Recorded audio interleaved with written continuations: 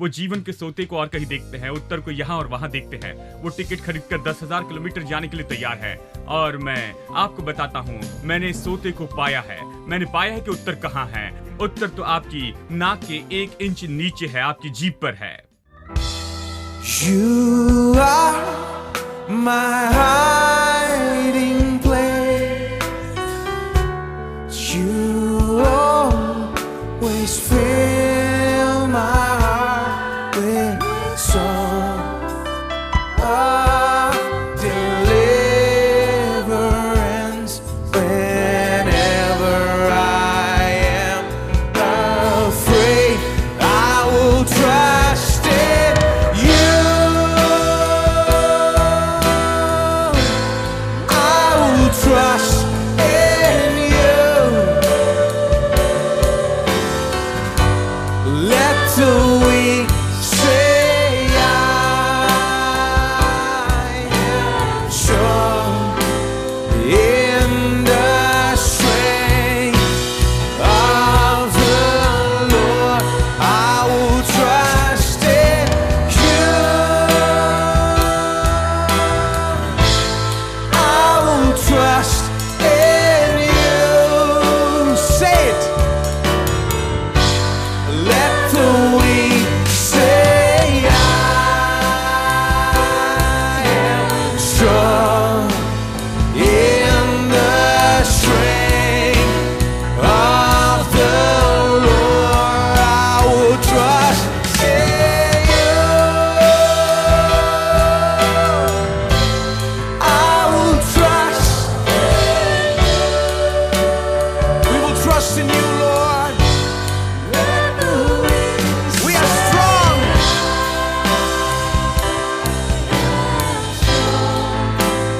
In the strength of the Lord, I will trust in you.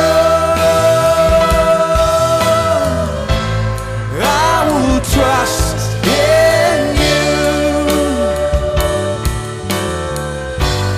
Let the weak say I am strong in the strength of the Lord.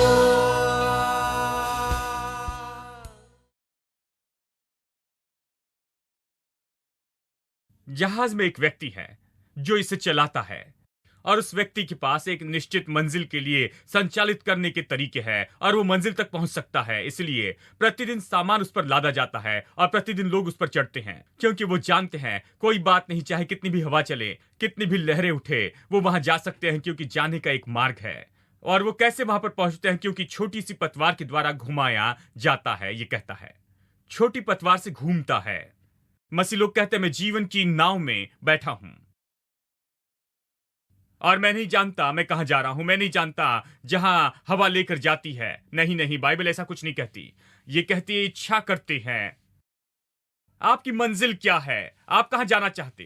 क्या आपने निर्णय लिया है तो आप जहाज को घुमा सकते हैं जहां आप चाहे। कैसे घुमाते हैं? ये छोटी पतवार से आप इसे घुमाते हैं। एक बड़ा जहाज छोटी पतवार से घुमाया जाता। छोटी पतवार क्या है? वो जीभ है। अगला वचन कहता है जीभ वो छोटी पतवार है, वही वस्तु जहाज को घुमाती है। इसलिए आप दक्षिण में जा रहे हैं और आप उत्तर में जाना चाहते, तो आप इसे कैसे घुमाएंगे? ये छोटी सी पतवार को घुमाते हैं, जीभ को एडजस्ट करे, बदल दे। जो आप बोल रहे हैं, बोलने के तरीके को बदल दीजिए। कुछ अलग विश्वास करना शुरू करे, अपने मुंह से कुछ अलग बोलना शुरू करे, उद्देश्य के साथ बोलते रहे, शब्दों को नाप कर बोलना शुरू करे। यदि आपने मंजिल को तय कर लिया है, तंदुरुस्ती, शांति, आनंद, सफलता, विजय, ये आपकी मंजिल है, तो आप उसकी ओर घूमते जाएं। और यदि आप उस पतवार को घुमाएं, जहाज बड़ा होने पर भी वो तुरंत नहीं घूम जाता, अगले ही पल में उसके लिए कुछ समय लगता है। आप जानते हैं, उसी प्रकार से जिस पल आप बोलना शुरू करते हैं, आपने बदलाव को क्रियाशील कर दिया है अपने जीवन में। ये बदलने वाला है। वो शायद एक ही दिन में न बदले, एक हफ्ते में ही न बदले, शायद उसी महीने में न बदले, परंतु ये बदलेगा।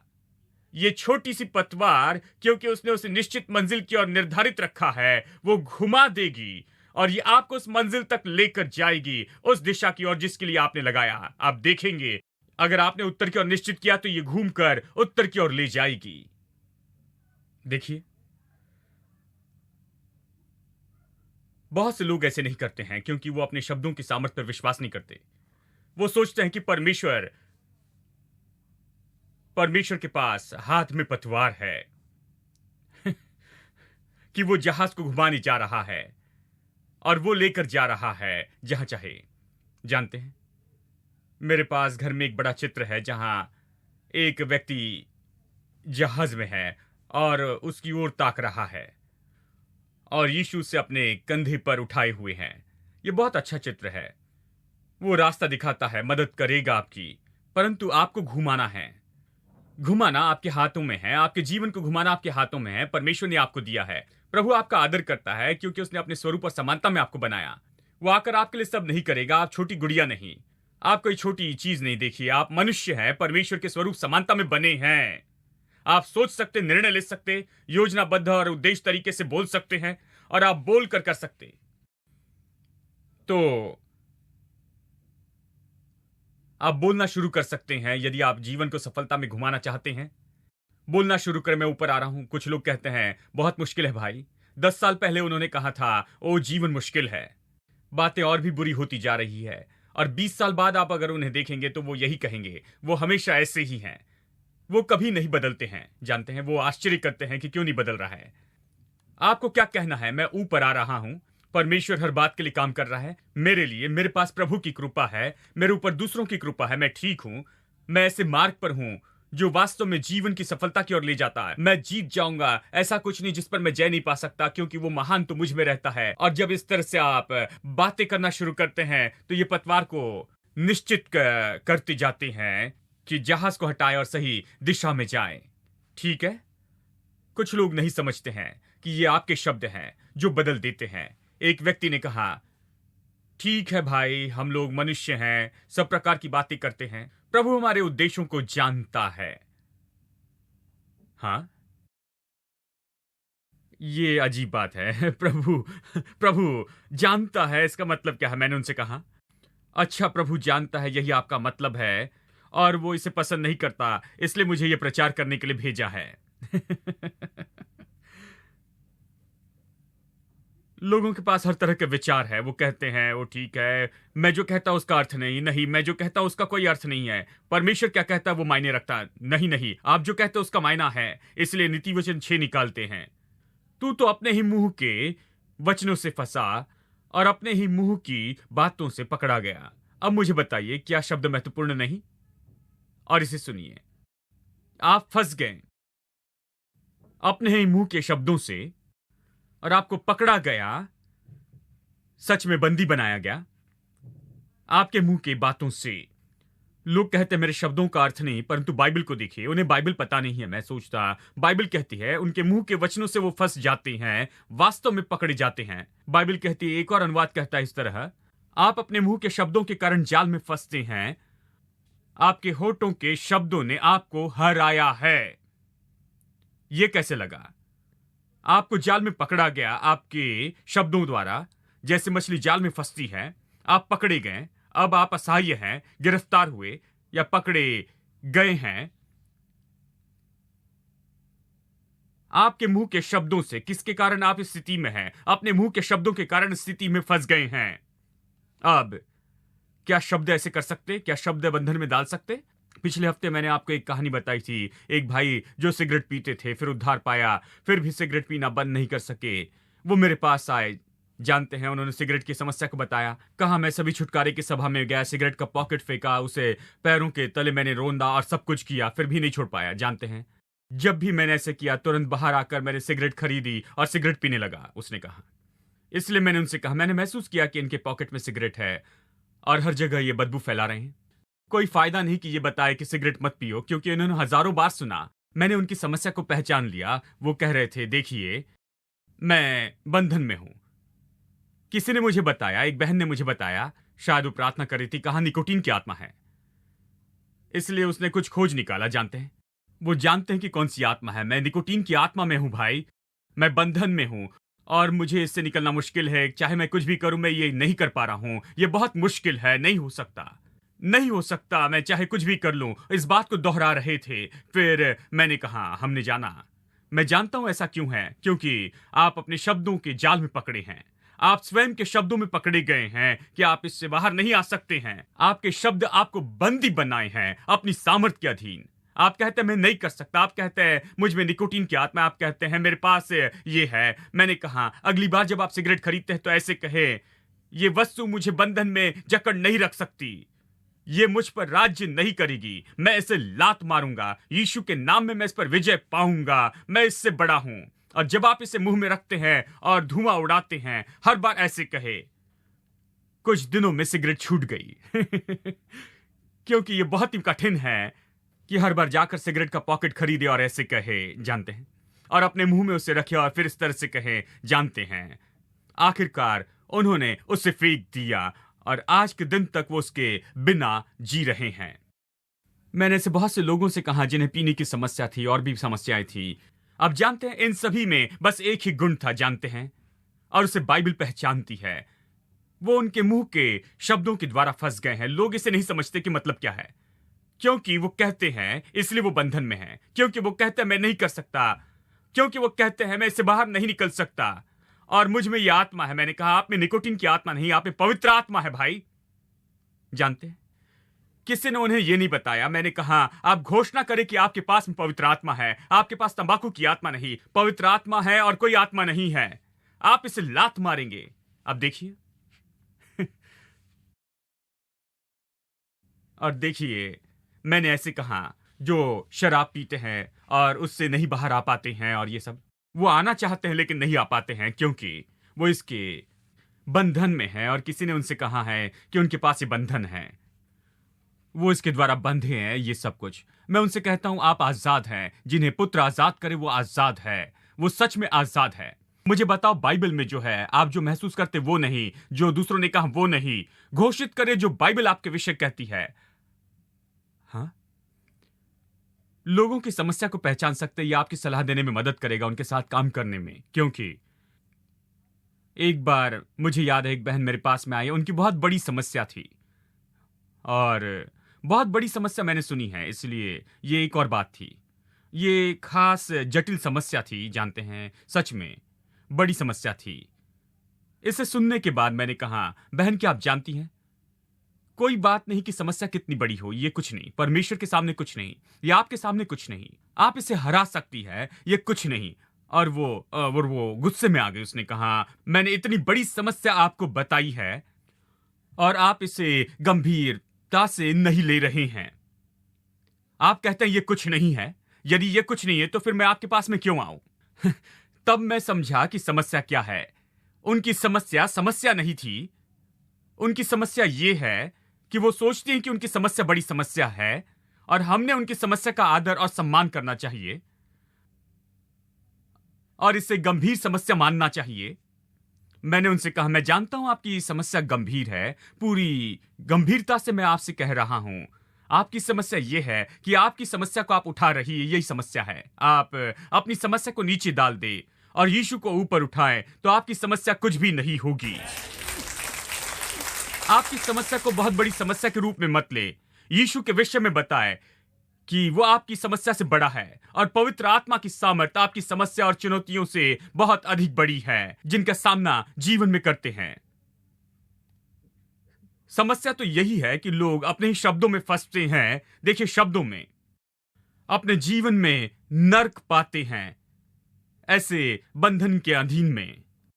सच में वहां ऐसी कोई समस्या नहीं, उसके विचार को छोड़कर कि यह बड़ी समस्या है।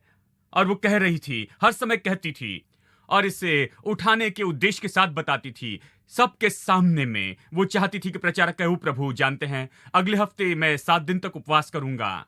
जानते हैं, कलीसिया में उपवास करने के लिए कहूंगा, हम सब इसे हल करेंगे। वो इतनी बड़ी समस्या है, जानते हैं। तो यदि ये कहता तो मुझे अच्छा प्रचारक मानती, पर मैंने कहा यह कुछ नहीं है। मैं इस बारे में कह रहा था परमेश्वर पर कैसे विश्वास करें, परंतु उसने कहा मेरी समस्या को गंभीरता से नहीं ले रहे हैं। मैं पूरी गंभीरता से इसे बता रहा हूं दोस्तों, गंभीर बात है, यीशु बड़ा है। आमेन। एक और भाई थे जो हर जगह उधार मांगते थे। इन दिनों में उधार लेना, वो टेलीफोन करके कहते हैं और रुपया देना चाहते, तो कई बार लोग आकर कहते हैं मैं इतना उधार ले सकता हूं, ये एक बड़ी उपलब्धि है। जैसे ये सच में कुछ भी नहीं है। इन दिनों में आप जितना चाहे उधार ले सकते हैं। उधार न मांगना यह उपलब्धि है। हम इस प्रकार की उपलब्धि का लक्ष्य रखते हैं।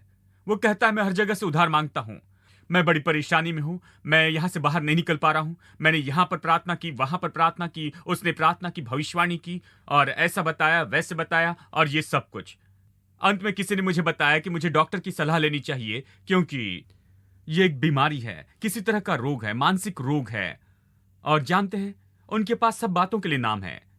जब आप डॉक्टर के पास जाते हैं उनके पास हर बात के लिए नाम है। वो किसी प्रकार के डॉक्टर के पास गए और उन्होंने कुछ नाम दिया, कंपल्सिव, ऑब्सेसिव, ऐसा कुछ है, जानते हैं। इसलिए वो अब नाम लेकर बाहर आए। वो जानते हैं कि क्या है। वो जाकर सबको बताने लगे मैं कंपल्सिव ऑब्सेसिव ये हूं, जानते हैं। जानते हैं मैंने कहा ये कहां है, पुराने नियम में या नए नियम में, मुझे दिखाओ। नए नियम में कहां कहता है? बाइबल कहती है आप उधार नहीं मांगेंगे परंतु राष्ट्रों को उधार देंगे। यह परमेश्वर की घोषणा आपके बारे में है। शायद आप कठिन परेशानी में हो परंतु आपको खड़े होकर घोषणा करने की आवश्यकता है कि मैं उधार नहीं मांगूंगा परंतु बहुत से लोगों को उधार दूंगा, अनेक राष्ट्रों को।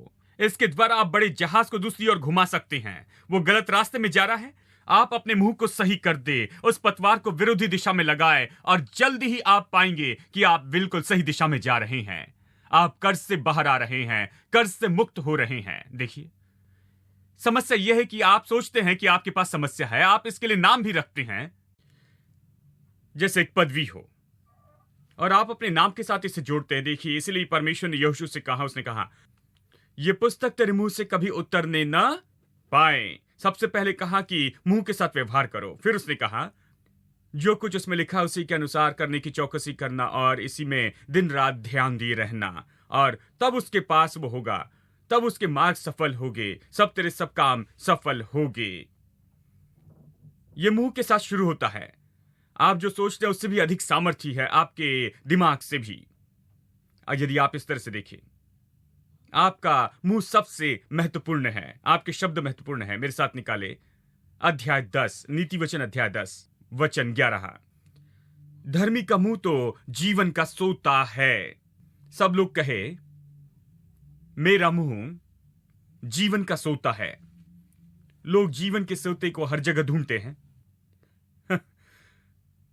मैंने एक व्यक्ति की कहानी सुनी जो खेत में मेहनत करते थे और किसी ने उन्हें बताया कि कहीं बाहर पर सोना है।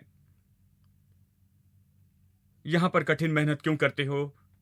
यदि आप वहां पर जाए, उस दिशा में जाए तो हर कोई जा रहा है, वहां पर सोना है, आप भी वहां पर जाओ, बहुत जल्दी पा सकते हैं।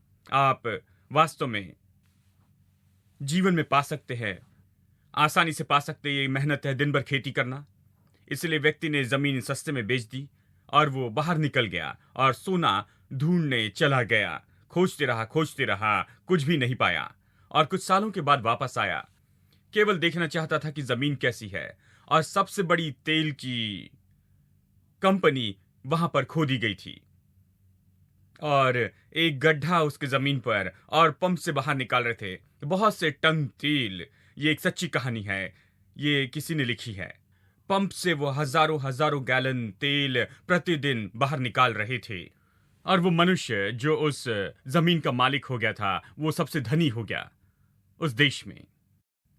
हाँ, वो हमेशा वहां बैठे रहते था और बहुत ही नजदीक था, परंतु नहीं जानता। वो सोचता था बाहर कहीं है। मसीह लोग इसी तरह के हैं। वो जीवन के सोते को और कहीं देखते हैं, उत्तर को यहां और वहां देखते हैं। वो टिकट खरीदकर 10,000 किलोमीटर जाने के लिए तैयार है। और मैं आपको बताता हूं, मैंने इस सोते को पाया है। मैंने पाया है कि उत्तर कहां है। उत्तर तो आपकी नाक के 1 इंच नीचे है, आपकी जीभ पर है। ये वहीं पर है। परंतु हम हर जगह जाने को तैयार है, सब कुछ करने को तैयार है। जानते हैं, हम कुछ भी करने के लिए तैयार है कि जीवन का सोता पा है जहां हम जीवन, शांति और सब कुछ पा सकते हैं। ये वहीं पर है। ये परमेश्वर इतना अच्छा है कि उसने इसे आपसे 1 इंच भी दूर नहीं रखा। ये वहीं पर आप में है। आप इसके अधिकारी हैं। जैसे क्रेडिट कार्ड वाले कहते हैं, इसके बिना घर से बाहर न जाएं, इसके बिना घर के बाहर न जाएं। आप इसके बिना घर से बाहर नहीं जा सकते। आप हमेशा इसे लेकर चलते हैं। यह आपकी जीभ है। आपने इसे पाया है। कभी भी इसका उपयोग कर सकते हैं। बात यह है, परंतु हमने अपने शब्दों की सामर्थ्य को नहीं जाना है। देखिए, यह हमारे नाक के नीचे है। यह हमारे मुंह में है। वचन 19, उसी अध्याय 10 वचन 19। जहां बहुत बातें होती हैं वहां अपराध भी होता है, परंतु जो अपने मुंह को बंद रखता है वो बुद्धिमान है। अपराध भी होता है, मतलब वहां अपराध की कोई कमी नहीं है। वहां अपराध बहुत है। अधिक पाप कहां है वहां बातें बहुत होती है। वहां अपराध का अंत नहीं, एक अनुवाद कहता है। चलिए इस वचन को मैं आपको सारांश में बताऊं। जहां बहुत बातें होती वहां अपराध भी होता है, परंतु जो अपने मुंह को बंद रखता है वो बुद्धि से काम करता है। चलिए इस तरह से कहूं, जो व्यक्ति अपने शब्दों के महत्व को नहीं समझता है वो व्यक्ति, नीति वचन की पुस्तक में उसे मूर्ख कहा गया है। यदि आपको अपने शब्दों का महत्व मालूम नहीं, अगर आपके शब्दों का मूल्य मालूम नहीं, तो आप इस तरह के मूर्ख व्यक्ति हैं। जो व्यक्ति जानता है कि हर शब्द महत्वपूर्ण है, शब्द सामर्थी है, शब्द जो आपके मुंह से आते हैं सामर्थी हैं, वो बुद्धिमान व्यक्ति है। इन वचनों का संपूर्ण सारांश यही है। इसलिए हमें बुद्धिमानों में होना है, मूर्खों में नहीं। मूर्खों के साथ बहुत सी बुरी बातें होती हैं। बुद्धिमान लोग तो अंत को उसके आने के पहले ही देखते हैं।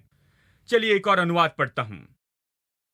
ज्यादा बोलने से तुम पाप को नहीं टाल सकते हो, लेकिन यदि तुम कम बोलने वाले हो तो तुम बुद्धिमान हो। क्या यह अद्भुत नहीं? अगर आप हमेशा बोलते हैं, हमेशा बकबक करते रहते हैं, तो पाप से नहीं बच सकते हैं। आप पाप से नहीं बच सकते हैं क्योंकि आप बहुत अधिक बोलते हैं। यदि मुंह बंद रखते हैं तो बुद्धिमान है। यह अनुवाद एक और अच्छा अनुवाद है। जहां अधिक बातें होती है तो पाप का अंत नहीं होता है, परंतु जो अपने मुंह को बंद रखता है वो बुद्धिमानी करता है। क्या यह अद्भुत नहीं? सबोपदेशक को देखिए। सबोपदेशक अध्याय 5 और वचन 2 पढ़ते हैं। बातें करने में उतावली न करना और न अपने मन से कोई बात उतावली में परमेश्वर के सामने निकालना, क्योंकि परमेश्वर स्वर्ग में है और तू पृथ्वी पर है, इसलिए तेरे वचन थोड़े ही हो। इसे सुनिए, बातें करने में उतावली न करना और न अपने मन से कोई बात उतावली में परमेश्वर के सामने निकालना। एक शब्द भी कहने के लिए उतावली न करना। बाइबल कहती है एक शब्द भी। यहां हिंदी बाइबल कहती है कुछ भी न कहना। एक शब्द भी, परमेश्वर के सामने एक शब्द भी उतावली से न कहना। यह कहता है आपके वचन या शब्द थोड़े ही हो। क्या ही बुद्धिमानी की सलाह है। बाइबल अद्भुत है क्योंकि परमेश्वर को आपके मुंह की जरूरत है। परमेश्वर आपके जीवन में आशीष नहीं ला सकता जबकि मुंह उसके विरुद्ध में बातें करता है। कैसे प्रभु आशीष देगा? आपको इस जीवन के सोते के द्वारा आशीष पाना है। परमेश्वर ने मुंह को जीवन के सोते के रूप में बनाया है। बहुत से लोगों के लिए मुंह परमेश्वर के साथ सहमत नहीं होता, इसलिए परमेश्वर नहीं कर सकता। प्रभु ने आशीष देना चाहता है लेकिन वो नहीं कर सकता क्योंकि मुंह उसके विरुद्ध में होता है। वैसे प्रभु आपके मुंह को चाहता है। जब आप उद्धार पाते, कैसे उद्धार पाते? आप विश्वास करते और मुंह से प्रभु यीशु का अंगीकार करते। प्रभु को आपका मुंह चाहिए। आपके मुंह के बिना वो कुछ नहीं कर सकता। उसी तरह से शैतान को भी आपका मुंह चाहिए। जब शैतान आपको कुचलना चाहता है, वो अपनी इच्छा से इसे नहीं कर सकता कि सीधा आपके घर में आ जाए और आपको कुचल दे। शैतान सर्वशक्तिमान नहीं, वो सर्वशक्तिमान नहीं है। नहीं, वो परमेश्वर नहीं है। वो इच्छा के अनुसार कुछ नहीं कर सकता। उसे आपकी सहमति चाहिए। उसे आने के लिए जरूरी है कि वो आपको प्रभावित करे, आप में कुछ विचार डाले और फिर आप उन विचारों को बोलते जाए। केवल तभी ये होगा, वो आप पर प्रभाव डालेगा। इसलिए शैतान को आपकी सहमति चाहिए। परमेश्वर सर्वशक्तिमान प्रभु है, वो चाहता है वैसे कर सकता, परंतु बात यह है उसने आपको अपने स्वरूप समानता में बनाया, इसलिए आदर करता है। वो आपको छोड़कर कुछ नहीं करेगा। उसने आपको अपने जैसे बनाया है, इसलिए वो आपके सहयोग की राह देखता है। वो भीतर आने से पहले दरवाजा खटखटाता है। हालांकि वो सर्वशक्तिमान है, वो जैसे चाहे कर सकता। वो आपका आदर करता है क्योंकि उसने आपको बनाया और सबसे ज्यादा वो जानता है कि आप कौन हैं, और इसलिए वो आपका आदर करता है। बिना आपकी सहमति के वो कुछ नहीं करेगा। पर शैतान वो बेकार में है, वो कब्जा करना चाहता, वो आपको कुचलना चाहता है, परंतु आपके मुंह की सहमति के बिना नहीं कर सकता है। और इसलिए ये कहता है तुम्हारे मुंह के शब्द थोड़े हो। आप अपना मुंह शैतान को देने के कारण परेशानी में नहीं पड़ना चाहते हैं। जैसे याकूब 3 कहता है, जीभ तो आग के जैसी है, एक छोटी सी चिंगारी पूरे जंगल को जला देती है। इसलिए किसी व्यक्ति को आप देखते हैं जो हमेशा करते हैं बक बक बक बक तो आप पाते हैं कि आपके सामने एक मूर्ख है, सच में, और वो अपने आप को मूर्ख बना रहे हैं क्योंकि शब्द बहुत है और पाप से इस तरह से बच नहीं सकते। इतने ज्यादा शब्दों के द्वारा बचना मुश्किल है।